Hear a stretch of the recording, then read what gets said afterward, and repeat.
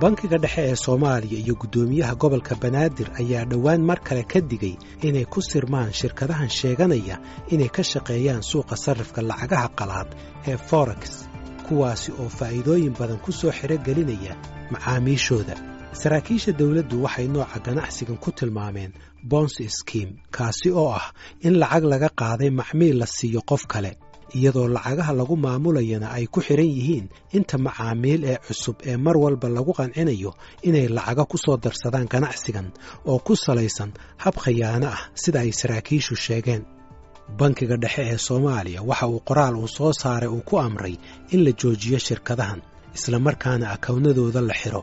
hase yeeshee galka baaristu waxa uu ogaaday inay shirkadahani ay sii shaqeeyaan inkastoo laba fariimood oo kala duwan ay ka soo baxeen bankiga Soomaaliya isla markaana ay u muuqato inay iska dhigatirayaan amarkii bankiga dhexe. Haddaba maxay yihiin shirkadahan? Sidee ayay u shaqeeyaan? Ma haystaan sharci? Sidee ayay ku kala gudbiyaan lacagaha? Lacag intee leeg ayaa ku jirta suuqan? Maxay yihiin waxyaabaha sharci darrada ah ee looga shakisan yahay inay ku lug leeyihiin? Maxaa ka jira in faa'iidada badan ee ay macaamiisha u sheegayaan ay dhab ahaan tahay mid ka soo baxday lacagta ay maalgashadeen? Galka baaristu waxa uu la xiriiray mas'uuliyiin ka tirsan dawladda oo kala duwan oo ay ku jiraan kuwa amniga, kuwa lacagaha. Waxaa kaloo galka baaristu uu waraystay dad lacaga gashtay shirkadahan Forex iyo weliba kuwa ka shaqaysta shirkadahan iyo khubaro madax bannaan. Jawaabaha soo baxayna waxay muujinayaan in shirkadahani ay ku shaqeeyaan qaab uu mugdi ku jiro iyo inay lacagaha ku kala wareejiyaan qaab aan sharci ahayn iyo in lacagaha ay aruuriyaan aan looga shaqaynin gudaha Soomaaliya iyo inaysan shirkadahani u sheegin macaamiishooda in lacagaha ay siinayaan aysan ahayn kuwa ka soo baxay lacagtooda oo la geliyay ganacsiga balse ay yihiin lacago laga qaaday macaamiil kale oo cusub iyo in shirkadahani kala wareejinta lacagahooda aysan ku wargelinin dawladda Soomaaliya taasi oo ku qasbi karta inay la macaamilaan dad aan sharciyad u haysanin kala wareejinta lacagaha.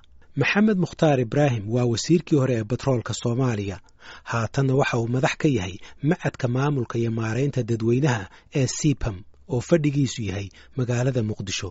runtii waxaan loo yaqaano Forex-ka caalamka oo dhan ay ka jiraan macnaha wadan gooni ah kama jiraan maadaama internet based ay tahay wadan walba oo dunida kamid ah shirkadaas uu la xiriiri karaa laakiin waxa muhiimka macnaha waxay tahay shirkada joogta Soomaaliya ee tiraahda waxaan ka ganacsadaa arrimaha lacagaha ama waxaan ahay dalaal lacagaha ah waxa loo baahan yahay in ay rusqad ka haystaan wadanka ay joogaan. Sidoo kale marka waxa badanaa laga rabaa shirkadahaas noocaas ah inay maraan hanti dhowr oo hubinaya inay lacagahaas si fiican u maamuleen.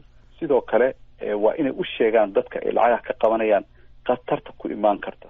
Shirkadahani waxay soo shaqaynayeen tan iyo sanadkii 2018. Saraakiisha dhinaca dhaqaalaha ee Soomaaliya iyo khubarada dhinaca maaliyaddu waxay aaminsan yihiin ilaa 300 oo milyan oo dollar inay ka aruursadeen macaamiishooda kala duwan. Ilaa xilligaasi waxay sheegeen saraakiishu in lacagahan badankoodu ay waddanka ka baxeen sida ay waddanka ugu soo laabtaanna ay adag tahay. Maadaama lacagtani aysan ka shaqaynin gudaha Soomaaliya, dawladda Soomaaliya ma xiri karto akawnadaasi sababtoo ah dibadda ayay ku yaalaan. Waxay xiri karaan oo kaliya akawnada ka furan gudaha Soomaaliya. Waxay shirkadahani sheegeen in dilaaliinta joogta wadamadaasi dibadda ah ay akawno u furaan iyo lambar sir ah oo ay ku galaan akawnadaasi si ay ugu kala gedistaan lacagahooda. Waxayna dilaaliintu ka qaataan kharash ay kula heshiiyeen. Inta kalena waxay u dhigaan akawnkaas. Shirkadahani waxay ballan qaadaan inay faa'iido ku bixinayaan 35 maalmood gudahood. Lacagaha faa'iidada ah ee loo ballan qaado macaamiishuna waxay qaarkood gaarayaan ilaa 70%, ugu yaraanna 20% ama inta u dhaxaysa. Saraakiishu waxay sheegeen in lacagta laga qaado macaamiisha cusub la siiyo macaamiishii hore, kadibna ay wareegaasi ku socoto si loo kasbado macaamiil cusub, iyadoo ay bixinta faa'iidadaasi ku xiran tahay inay kolba macaamiil cusub helaan. Mid ka mid ah saraakiisha dhinaca maaliyaddu waxa uu ii sheegay in shirkadahan qaarkood ay shaqaalihii ka kaxaysteen bankiyada gaarka loo leeyahay qaarkood si ay ugu shaqaystaan isla markaana ugu qoraan macaamiil cusub. Fariimaha ay u gudbinayaan macaamiisha cusub si ay u kasbadaanna waxaa ka mid ah in toddobaad kadib la xirayo qabashada macaamiisha cusub. Dadkaasi faa'iidada badan helayana haatan waxay difaacaan shirkadahan iyo adeega ay bixinayaan. Shirkadahan Forex-ka ayaa la sheegay inay sidoo kale bartilmaameedsadaan dadka bulshada magaca ku dhex leh si ay u noqdaan safiiro u dooda. qorshahan ayaan istaagayn marba haddii ay helayaan macaamiil cusub iyo lacag cusub oo soo gasha shirkadaha. walaaca ugu weyn ee ay qabaan saraakiisha amniga ayaa ah in lacagahan laga aruuriyey dabaqadda u hoosaysa ee bulshada sida haweenka dukaanleyda ah iyo dadka waratada ah iyo weliba dad kale oo lacaga ka soo daynsaday bankiyada, kan ugu yarna uu maal gashaday $500. sayid cali qaasim maxamed waxa uu ka mid yahay shaqaalaha mid ka mida shirkadaha forex ee ka howlgala magaalada muqdisho. $1,000 ayuu rabaa qofku inuu loo maalgeliyo, wuxuu kusoo daraa 500 ama 200 ama 300. qoladaas sidii ay serviska u qaataan ay ku xiran tahay. $1,000 waxaa laga yaabaa 30 beri ama 35 beri inay ka siiyaan lacag faa'iido ah oo qolo walba ay ku xiran tahay, laakiin faa'iidada ay bixinayeen inta ilaa 300, 400, 500, 200, 250 inta waa soo arkay ayay bixinayaan. shirkadahan ayaa ii sheegay inay macaamil la leeyihiin dilaaliin jooga jasiiradda Qubrus iyo wadamada Maleeshiya iyo Turkiga, kuwaasi oo u furay bar internetka ah oo ay ku sarriftaan lacagaha. hase yeeshee lacagaha ay sarrifayaan waa in dibadda waddanka looga bixiyaa. sidoo kale faa'iidada ka soo baxdana inta ay doonto ha la ekaatee waa in waddanka la soo geliyaa iyadoo aan lala socodsiinin dowladda Soomaaliya, islamarkaana aan laga bixinin canshuur. sidoo kalena aan la soo marsiinin bankiyada dhexe iyo bankiyada kale ee korsocodka uu ku leeyahay bankiga dhexe. sayid cali qaasim maxamed ayaan weydiiyey sida lacagahan ay dadka ka qaadaan ay ku kala gudbiyaan. Haruna waxay ku xiran tahay qoladaas ay u furan tahay farsamooyinka ay isticmaalaan.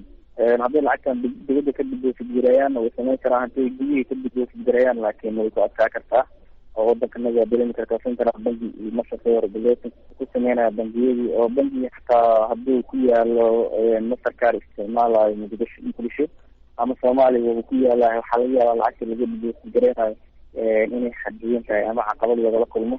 marka inta badan farsamooyin ay isticmaalaan oo lacag inta ay ku hayaan waxaa laga yaabaa inay xagga ka amraan oo dad ay ku kala wareegaan oo xagga laga diboosigirayo. marka farsamada waxay ku xiran tahay iyo istaraatiijiyadda ay isticmaalayaan qoladaas oo u furan yahay agensiga ama xaruntaas u furta dadka inay maalgeliyaan. waa gartay. su-aashaydu meesha ku qotanta waxa weeyaan bankiyo leh corresponding account ama bankiyo ay la macaamilaan oo caalamka ah, lacagaha laysku mariyo miyaa jira mise bankiga dhexe Soomaaliya la maraa mise bankiyo gaara la maraa mise xawiladaa la maraa? taas weytaan rabay inaan fahmo. Haruna bankiga dhexe horta lama maro oo lama mari karo. bangiyada dhexana oo bangiyada aan dhehe localka ah magaalada Muqdisho ku yaalana way iska xadidan yihiin, lacag in la marsi karo aad ay adag tahay oo waxaa laga yaabaa lacag kooban inay ku ogol yahay oo lacag badan aada ka diboosigari karin. marka safety iyo nambaro in la isticmaalona oo lacagtan lagu wareejiyana caqabad lagala kulmo. marka laakiin saan kuu sheegay mar walbaba waxaad u baahan tahay saacidaad ama dawladda inaad ka heshid ama dad aad adeegsatid. laakiin sida aan kuu sheegay waxay ku xiran tahay xaruntaas dadka u furan tahay istaraatiijiyadda marka hore ay ugu talagaleen lacagta inay ku diboosigirayaan. way haystaan already wax ay sii degsadeen waaye, wayna ka bixi karaan, wayna heli karaan meel ay ka lacagtaas ay marsiyaan oo software la isticmaali karaa jiro. laakiin waxay ku xiran tahay qofkaas markii hore soo ugu diyaar garoobay iyo caawinaad inuu markii hore uu sii samaystay oo lacagtaas uu ku diri karo, ku gaarsiin karo brokerkaas. lacagahan waddanka laga bixiyey ayaa la sheegay in waddanka looga saaray qaab mugdi ku jiro, sida in lagu qaaday boorsooyin iyadoo aan lala socodsiinin mas-uuliyiinta dowladda. saraakiishu waxay aaminsan yihiin in waddanka ugu badan ee ay lacagtu tagto uu yahay waddanka Imaaraadka Carabta, kadibna ay uga sii gudbaan waddamo kale oo ay ku sugan yihiin wakiilada shirkadaha forex, gaar ahaan 3 waddan ee Qubrus, Maleeshiya iyo Turki. mid ka mid ah dadka ka shaqeeya shirkadahan balse codsada inaan magaciisa la sheegin waxa uu galka baarista u sheegay in shirkadahani ay ku qasban yihiin inay raadsadaan ganacsade oo lacagta ay dibadda ku hayaan uga baahan magaalada Muqdisho oo kale. ganacsadahaasi oo isna lacag uu ku haya magaalada Muqdisho u doonaya inuu dibadda u diro, ama qof diblomaasi ah inay boorsooyinka ku soo qaadaan maadaama diblomaasiyiinta aan la baarin. qaabkaasina uu yahay kan ugu fudud. gudoomiyaha bankiga dhexe Cabdiraxmaan Maxamed Cabdullaahi ayaa goor hore uga warramay VOA-da sida uu u arko shirkadahan. annagu ma naqaan dadkan ka ganacsada lacagaha qalaad, waayo dad ma aha dee shati ama license ka haysta bangiga dhexe, ogolaansho ka haysta bangiga dhexe. Ma jiro bangiga dhexe cid uu siiyey shati ay kaga ganacsan karaan waxaan loo yaqaan currency trading ama lacagaha qalaad ee suuqyada caalamiga laga ganacsado. cid kastay yihiinba waa dad uun dee qaab khayrul sharciga ku shaqaysanaya. dabeed si xilka naga saaran inaan dadka Soomaaliyeed xoolahoodu ku lumin dad aan sifo sharci u haysanin ganacsiga caynkaasa ayaa tallaabadan ka dambeysay in bangiyada loo sheego in ay shirkadaha caynkaasa aanay u adeegin. haddii aad lacagtaada sarrifayso suuq ka sarrifanayso waa arrin adiga ku gaara. haddii aad lacag dad kale sarrifayso oo weliba faa'iido u ballan qaadayso dad aan aqoon u lahayn ganacsigan caynkana oo heshiis sharciyeysan aad la gashi jirin oo shati aad u haysataa jirin oo suuqa aad ka ganacsanaysa lacagta ka qaadaysa yahay suuqii dee bangiga dhexe mas-uulka ka ahaa habmaaliyadeedkiisa, halis baa ku jirta badan. marka laga reebo in qofku dee si khayral sharciga ku shaqeeyey, haddana inuu dadka hantidooda u ballan qaado waxbaa la helayaa, faa'iido baad ka helaysaa, lacagtaada keen. waajibaadkana saaran bay kamid tahay inaan kadib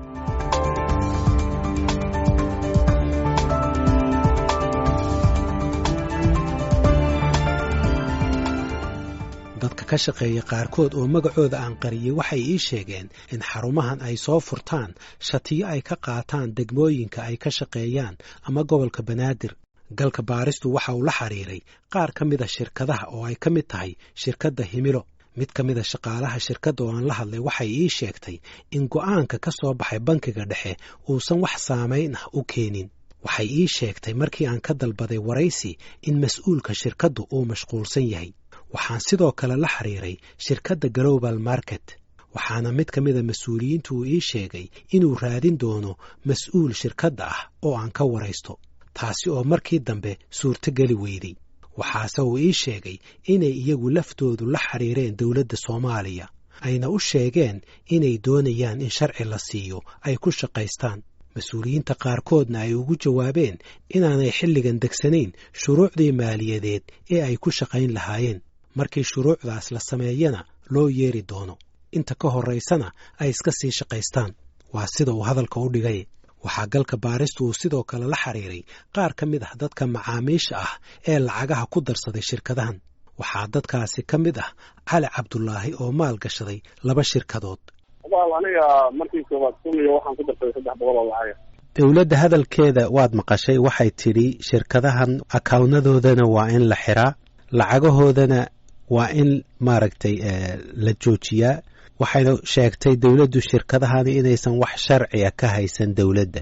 hadalka dowladdu wax kalsooni darro ama kugu ridaya aad ku qabto shirkadda, mise kalsoonidii aad ku qabtay shirkadda waxba iskama bedelayaan? hadalka dowladda waxaan ka maqlay, macnaha waxaan kalsooni darro geliyay. waxaan maqlayay idaacadda wadadaan hafiyey inay ku qornayd dad soo cabsay oo mataqaana oo lacagahoodii waayey oo khasaaro ku dhacday. kala aniga 2 shirkadood weliba hubaan 3 mar baan ka qaatay. mar haddii aanay ayagu lacagta loo dhiibtay aanay dadkii dhibaatay, anigu hadda ma arko midda dowladda waxaa caqligalayna maaha. saasaan isleeyahay anigu kulli. ma laga yaabaa in lacagahan wareegaya ee adi maanta lagu siinayo ay yihiin lacago laga soo qaaday qof kale oo Soomaaliya? lacagta adi bisha lagaa qaadana qof kale un baa la siinayaa. marka ma laga yaabaa lacagahan inay iswadi waayaan? sababtoo faa'iido aad u badan weeyaan oo dad badan oo dhaqaalayahana ay leeyihiin ma sii socon karto. macnaha waxaanay suuragal ku noqonay hadda midba shirkadaha midda ugu horreysay 8 bilood ay hadda shaqaynaysaa. marka 8 bilood waxaanay lacag qaadin 4 bilood oo kamidana lacag banaanay qaadin. marka ma suuroobi kartaa adiga ma kula tahay qofkii lacagta inuu macaashna qaadanayay haddana oo sii qaadanay ninkii lacag kale ma qabanayn 8 bilood oo haddana ba tagaalahayn kuba dirsan wax bishii 8aad baa lacag laga qaadanayaa. marka ma suuragal ma tahay inuu qofkii lacagtii inuu kusiinayo mar walba. waxaan sidoo kale la xiriiray Cabdulqaadir Maxamuud oo ii sheegay in lacagta uu maal gashaday lagula heshiiyey in laga siinayo 20% faa'iido ah. muddo kadibna waxa uu u tegey shirkad kale oo uu maal gashaday, kuwaasi oo u ballan qaaday 50% faa'iido ah. aniga horta kow iyo saaxiibkay yidhi meeshaan faa'iido leedahay lacag ku darso sidaa u galay. ma fahanti qolada aan ka bilaabana waxaa la yidhaha magaceeda kaamil. marka imisaad ku darsatay lacaga? miya waxaan ku darsay lacag 10 kun ah. waa gartay. lacagtaasna waxaa la yidhi 20% faa'iido leedahay. waa gartay. bishii 20% markii la dhaho waa 2 kun oo lacag oo faa'iido ah. marka niyahow saasaan u gala horta barnaamijka masaanta kulley waqti anigana waa wareystay waxaan niyahow haddii lacagteeda ay qaadato biyaa mas-uuliyiin. waa gartay. ani kulley ma baqaan waxa way u cusub yihiin. marka wuxuu yidhi yarka anaa mas-uulkahay oo waxaan anigaba ku jiraa oo waa kaasa wax ciladan kuma arkay waa ku jiraa lacagteydana waa sii qaadanayay saas miyaan dhahay haa okay adinbaa mas-uuliga sidii aan ku galay markaas. dawladdu waxay ku doodaysaa warqadeedana waad aragtay waxay ku doodayaan waxay leeyihiin shirkadahani ma haystaan sharci ay ku shaqeeyaan shati ma haystaan liisan ma haystaan haba yaraatee dawladdana kama diiwaan gashanaan taasi miyaysan walaac kugu hayn? shati way haystaan shirkad kastaba shati haystaa shatigeeday kutusaysaa masalan shatiga oo wasaaradda oo ganacsiga. su-aasha isweydiinta le waxa weeyaan qaab aad ku hesho oo sharci ah oo damaanad qaad leh oo lacagtaadii raasamaalka ahayd aad ku hesho ma taqaanaa oo ma lagu siiyey cid meel damaanada lacag meel u taallo hanti meel ay u taallo qaab sharciga ood ku heli karto waxaagii haddii shirkadani ay shaqada joojiso berri ka maalin ma taqaanaa? maya ma aqaana taas lima siin taas meel oo damaanada lima siin. saraakiisha dowladda soomaaliya waxay sheegeen inay jiraan dad badan oo lacagahooda la lunsaday balse aan ku baraarugsanayn. qobarada dhinaca suuqyada lacagaha waxay galka baarista u sheegeen in faa'iidada laga heli karo suuqan aysan ka badnayn 4% markii suuqyadani ay ku shaqeeyaan heerarka iyo sharciyada caalamiga ah oo aysan gaari karin 40% ay sheegayaan shirkadahani. dadka lacagaha ku darsaday shirkadahan ayaa gaaraya kumanaan. tusaale ahaan waxaa la aaminsan yahay inay waddanka ka shaqeeyaan ku dhowaad 90 shirkadood oo forex ah badankooduna waxay degan yihiin magaalada muqdisho balse waxaa ku jira meelo ka mid ah gobollada waddanka qaarkood waxaana mid ka mid a shirkadaha ugu yar oo dhowaan shaqada bilowday ay diiwaan gelisay ilaa 120 qof oo macaamiil ah kuwaasi oo maalgashaday. bankiga dhexe ee Soomaaliya waxa uu shirkadahan faray inaysan lacagtaasi qabanin kuna shaqaynin maadaama aanay ogolaansho u haysanin inay adeeg maaliyadeed qabtaan. suuqyada maalgashiga iyo kuwa saamiyada ayaana xilligan ka oolin sharci lagu maamulo iyadoo weliba suuqani uu ka mid yahay kuwa ugu casrisan balse halis badan ay ku jirto. gudoomiyaha bankiga dhexe ee Soomaaliya Cabdiraxmaan Maxamed Cabdullaahi oo galka baaristu arrinta wax ka weydiiyey ayaa yidhi sidan: ma jirto shaqo forex ah oo laga sameeyo 80%. adduunka meelna kama jirto. Soomaaliya sida ay uga jirto iyo cidda heshay iyada caddayn doonta. waxa uu intaas ku daray oo uu yidhi waxaan ugu baaqayaa dadka Soomaaliyeed inaanay ku kadsoomin ama lagu khayaamin ganacsigan inay ka fiirsadaan meesha ay galayso hantidooda ay dhididka iyo tacabka badan ku heleen.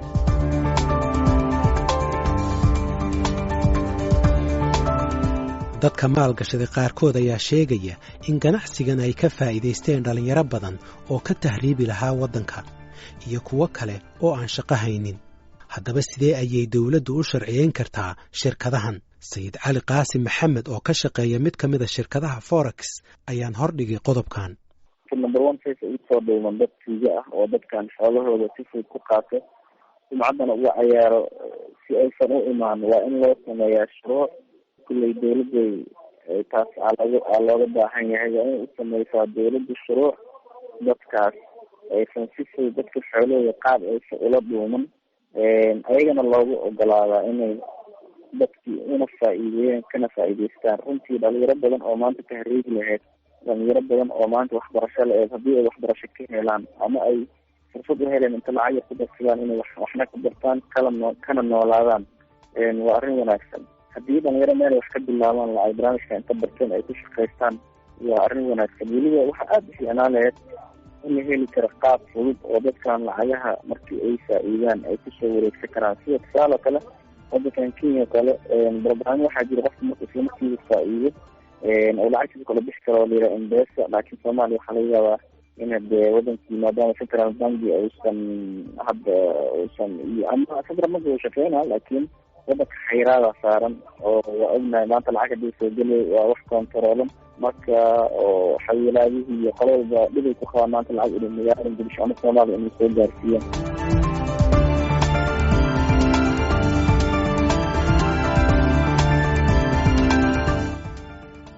si ay uga jawaabto lacagaha boorsooyinka looga saarayo waddanka ama lagu soo gelinayo dowladda Soomaaliya waxay soo saartay amar ah in qofka wata lacag ka badan $10,000 uu shaaciyo kuna wargeliyo xarunta wargelinta lacagaha ama Financial Reporting Center oo xilligan shaqaysa si ay ogolaansho u qaataan. amarkan ayaa soo baxay bishii hore ee Febraayo waxaana uu toos ula xiriiraa lacagaha ay gudbinayaan shirkadaha Forex waxaana soo dedejiyay lacagaha ay la baxayaan shirkadaha Forex. waxaa sidoo kale uu amarkaasi farayaa in maalin walba lacagaha la bixinayo loo baahan yahay in ogolaansho laga qaato xaruntaasi.